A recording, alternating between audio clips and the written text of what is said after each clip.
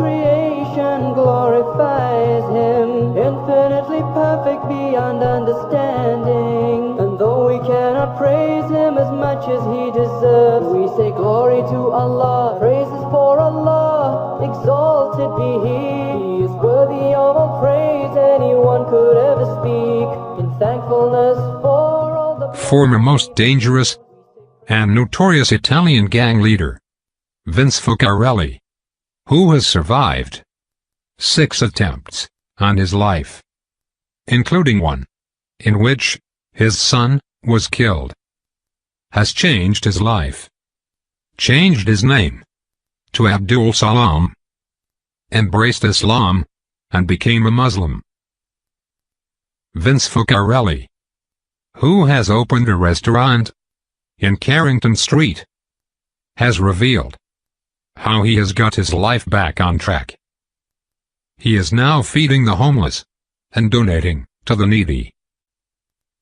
Abdel Salam was the reason that too many people convert to Islam, and he is the reason that his Muslim friends became more devout.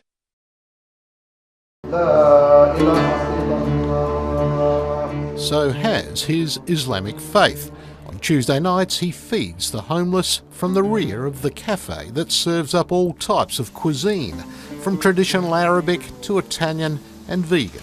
We cook pasta, we make soup, we give bottled water, blankets, socks, things like that. We make a package. We probably can't cater for the 6,000 homeless that there is in South Australia, Adelaide, but we do the best we can every week to provide a service for them. He also uses his notorious past to help guide troubled youth here and interstate with a simple message. It's an evil way to live, and with evil comes evil, you know. And with evil and stuff like that, Frank, a lot of people suffer, not just yourself. It's like a domino effect, you know. You have your wife, your kids, your mother, your father, you know, your friends. It's not just you, you know, and that's where the selfishness comes in. And he counsels those behind bars who, like him, took the wrong road, like Dan. There's a mate of mine, I'm very proud of him. His name is Dan. He took the name of Yusuf. I want to send Ramadan Karim to him and let him know that all the brothers out here, I've been hearing about him. They're very proud of him for his change. What advice would you have for any young person out there today that may be taking the wrong fork in the road? It's not worth it. There's no light at the end of the tunnel, Frank. There's no pot of gold at the end of the rainbow. That's just, in my eyes, is a myth. The days of guns, fast bikes, flashy clothes that mark the bloody life of gangster and bikie Vince Focarelli are, according to him, gone. Yes, even his name. What is it today? Imran Abdul Salam, which Abdul Salam means the slave servant of peace of Allah. La ilaha illallah. Although raised a Catholic in a traditional Italian migrant family, he's been a Muslim for 15 years, but admits losing his way from the righteous path he now strictly follows. I chose that life the way it was meant to be lived, you know. I didn't make any excuses. I did what I did. He hopped out of the back seat and then fired a number of shots into the car. Giovanni in the passenger seat was killed. It was the 6th attempt on Vincenzo's Now life. for the first time, Vince Focarelli opens up on his notorious criminal history. Look, Frank, the truth is that when you live that life and you enjoy living that life, the people around you that you're referring to and explaining, it didn't seem that way then. It felt normal.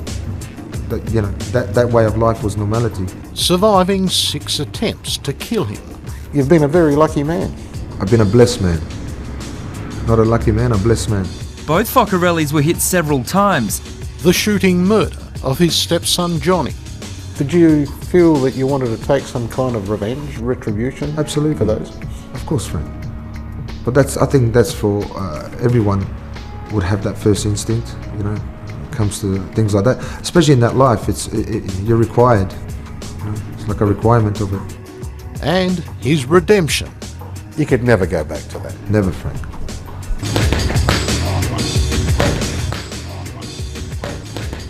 And says a combination of his Italian background and the Hollywood gangster mythology saw him take the wrong road. You know, I'm not embarrassed to admit it. It did, yeah. It influenced me in a big way. It led him to motorcycle gangs like the Hells Angels, the Comancheros, and then his own New Boys gang, setting up office in a tattoo parlour where violent rivalries often spilled into Hindley Street. Do you think at the time perhaps it was a rather selfish road to lead? Without a doubt. Anyone that lives that life, I mean, it's up to between them and Allah to change, but that's not a life to live.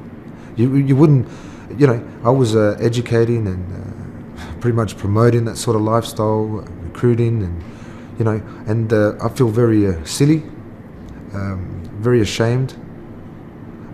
I have, to a degree, I don't think much of it because that was my journey. He won't talk about the gangs in any detail, nor why they wanted him dead. 2 Hells Angels associates blew themselves up trying to deliver a bomb to his home. Were you living in fear yourself after all that? Look, Frank, like I said, the best way I can answer that fear factor wasn't as great as it should have been, because then, maybe the decisions would have been made a lot simpler. I was concerned about my family, and I had no time to be concerned about myself.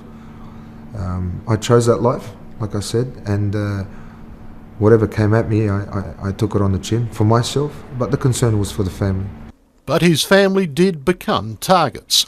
Police say the video leaves no doubt that Focarelli knows who killed his son. He is not cooperating whatsoever. While sitting in a car, Vince and his stepson Johnny were hit by a hail of bullets.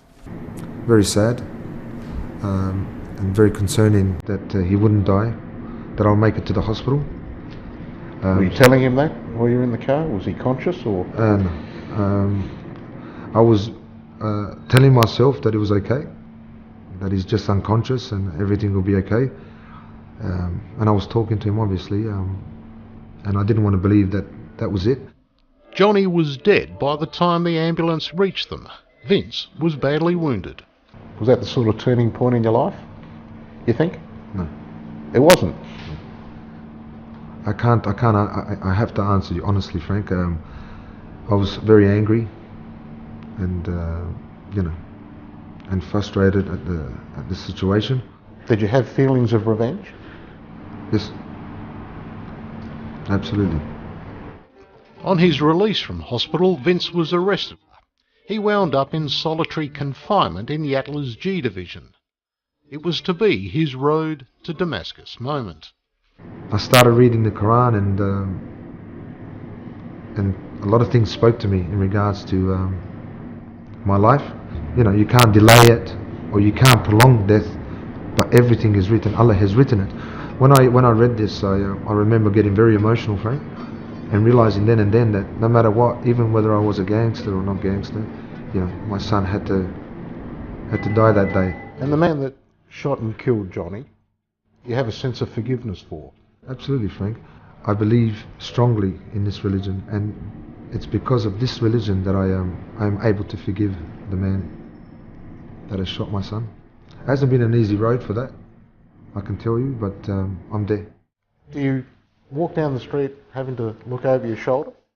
No, not at all, Frank. If anyone wants to harm me or anything like that, I mean, at the end of the day, that's their choice. I'm good.